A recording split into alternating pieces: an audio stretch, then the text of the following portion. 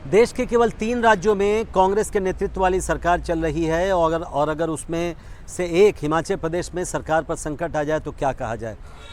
हिमाचल प्रदेश सरकार संकट में है, उस पर संकट के बादल मंडरा रहे हैं। हिमाचल प्रदेश के मुख्यमंत्री सुखविंदर सिंह सुक्खू न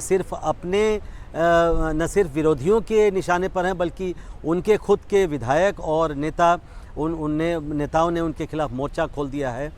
लेकिन कहा यह जा रहा है कि सुखविंदर सिंह सुक्खू के खिलाफ ये जो विरोध के स्वर हैं, जो विरोध के बीज हैं, वो उसी दिन पड़ गए थे जिस दिन उन्होंने मुख्यमंत्री पद की शपथ ली थी।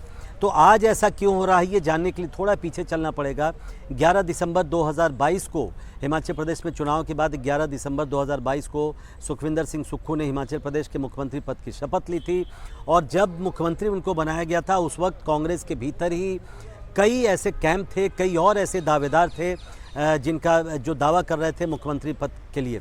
सबसे बड़ी दावेदार थी प्रतिभा सिंह, जो पूर्व मुख्यमंत्री, जो 6 बार मुख्यमंत्री रहे हिमाचल प्रदेश के। उनकी पत्नी प्रतिभा सिंह, जो वर्तमान में मंडी की सांसद हैं और उस वक्त जिस समय चुनाव हुआ था उस समय प्रदेश कांग्रेस की अध्यक्ष भी थी।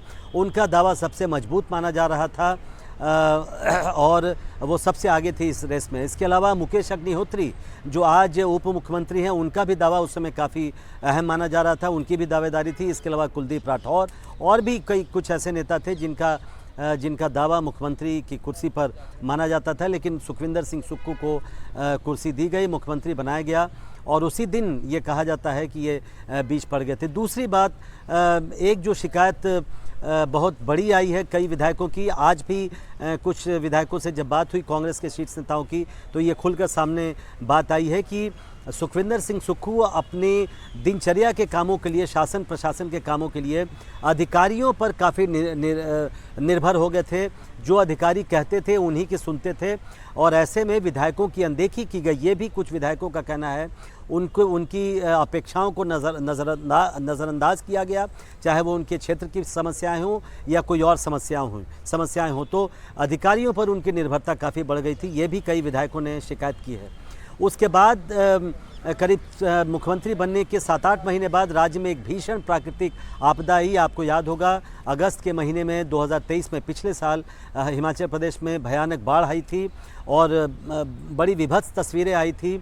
कई 100 लोग मारे गए थे। इसके अलावा जो कई सड़कें तबाह हो गई थी और बादल फटने से जो बाढ़ आई थी उसका दृश्य हम सब ने देखा था।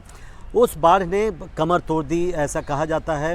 हिमाचल प्रदेश में न सिर्फ आर्थिक कमर तोड़ दी, बल्कि राजनीतिक तौर पर भी आप समझ सकते हैं, जब इतनी बड़ी त्रासदी आती है तो लोगों की जो अपेक्षाएं होती हैं, कुछ मिसमैनेजमेंट होता है, उससे नाराज़गी होती है और विधायकों से भी इसकी नाराज़गी हुई। हालांकि एक विडंबना ये भी है और ये कहा जाता है कि जिन अधिकारियों पर निर्भरता की शिकायत कई विधायक करते रहे हैं, उन अधिकारियों के चलते कई जगह कुछ चीज़ें मैनेज की गई बाढ़ के दौरान और इसके लिए विरोधियों ने भी सुखविंदर सिंह सुक्खू की तारीफ़ की थी। तो ये भी एक विडंबना है। इसके अलावा जो चुनावी वादे किए गए थे, चुनाव में कांग्रेस ने कई वादे किए थे, उन सब को पूरा करना मुश्किल हो रहा था। खासकर जो बाढ़ आई, जिसकी वजह से, जैसा मैंने कहा, आर्थिक तौर पर काफ़ी कमज़ोर किया हिमाचल प्रदेश को। सुखविंदर सिंह सुक्खू दिल्ली आकर प्रधानमंत्री से मिले थे, उन्होंने कुछ मुआवजे की मांग की थी, कुछ मुआवजा दिया भी गया, लेकिन जितने बड़े स्तर पर तबाही हुई थी उसको पाटना सुखविंदर सिंह सुक्खू के लिए मुश्किल था, खासकर जो चुनावी वादे किए गए थे उनको पूरा करते हुए। तो ये भी एक बड़ा कारण था। और ताबूत में आखिरी कील जिसको हम कह सकते हैं, वो साबित हुआ राज्यसभा चुनाव जो कल हुआ और जिसमें बीजेपी के उम्मीदवार के पक्ष में कांग्रेस के 6 विधायकों ने वोट कर दिया। इसके अलावा जो 3 निर्दलीय विधायक जो अब तक सरकार के साथ थे, उन्होंने भी बीजेपी उम्मीदवार के समर्थन में वोट किया और बीजेपी उम्मीदवार की जीत हो गई।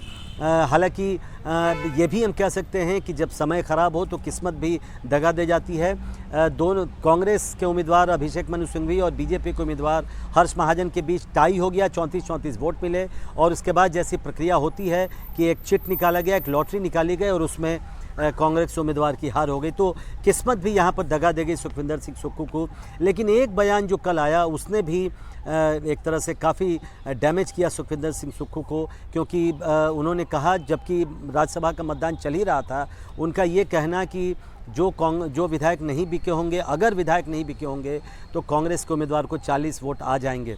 इसे कांग्रेस के आला नेताओं में केंद्रीय स्तर पर यह माना गया कि मतदान के बीच में सुखविंदर सिंह सुक्खू मुख्यमंत्री का ये बयान ये दर्शाता है कि वो अपने उम्मीदवार की हार को कबूल कर रहे हैं।